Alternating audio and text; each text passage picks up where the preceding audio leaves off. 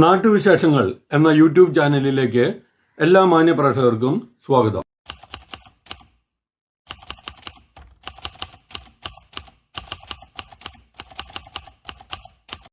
ഉത്തമ ജീവിത പങ്കാളിയെ കണ്ടെത്താൻ സിന്ദൂരം മാരേജ് ബ്യൂറോ, അയ്യപ്പുരം, പാലക്കാട് 3 സേവനത്തിൻ്റെ 27ാം വർഷം. സംസ്ഥാന ഓൺലൈൻ യോഗവും കഴിഞ്ഞ ഒരു മാസമായി കേരള സംസ്ഥാനത്തെ വിവിധ യൂണിറ്റുകളിൽ നടന്ന ബസവ ജയന്തി സമ്മേളനത്തിന്റെ സമാപന ദിവസവുമായ ഇന്ന് പാലക്കാട് വെച്ച് നമ്മുടെ സംസ്ഥാന പ്രവർത്തക യോഗം നടക്കുകയാണ്. ഈ പ്രവർത്തന യോഗത്തില് വീരശൈവരെ സംബന്ധിച്ചിടത്തോളം ബസവേശ്വരന്റെ ആശയങ്ങൾ ഇന്ന് കാലഘട്ടത്തിന് അനിവാര്യമാണ്.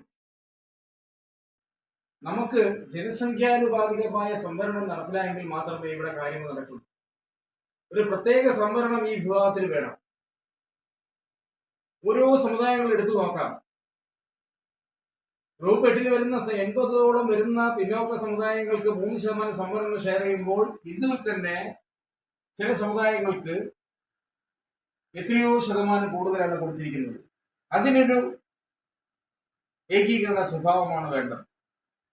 ആ സംവിധാനം, കാരണം പിന്നോക്ക വിഭാഗങ്ങൾക്കെല്ലാം തുല്യമായ രീതിയിലുള്ള സംവരണ തോത് നൽകുന്നതാണ് നമ്മുടെ ഇന്നത്തെ ആവശ്യമെന്നാണ് എനിക്ക് പറയാനുള്ളത്.